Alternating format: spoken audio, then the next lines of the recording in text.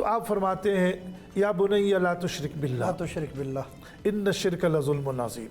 शिरक और जुल्म ये बड़ा एक अजीब वो है, और अहले इल्म ये लिखते हैं जुल्म का माना ये है वज़उ शैइ फ़ी गैरि महल्लिही जुल्मुन।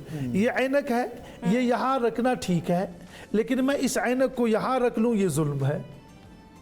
तो बच्चे को ये सिखाना है कि सजदा अल्लाह के लिए है, मांगना अल्लाह के लिए, आप किसी और से मांगोगे बेटा ये मुनासिब नहीं है। ठीक है। और उसके वाक़यात भी हमारे सामने आए, वो हज़रत अब्दुल क़ादिर जिलानी रहमहुल्लाह का वाक़या ये वो कि फिर वो अल्लाह करीम ने उनको गैब से वो रिज़्क़ अता भी फरमाया, वो मुसल्ले के नीचे से वो खाना आ भी गया उनकी वालदा का।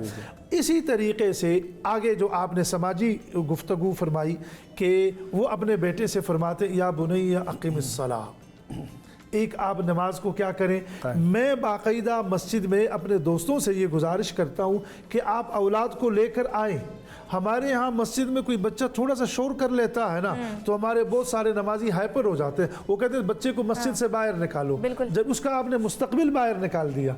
मैं अलबत्ता ये कहता हूँ उनको पहली सफ में खड़ा ना करें, उनको जुनायमन आप लाएं, साथ खड़ा करें, और साथ खड़ा करने के बाद अगर वो नमाज के दौरान कोई गलती कर जाता है फिर रास्ते में आप उनको क्या करें, समझाएं।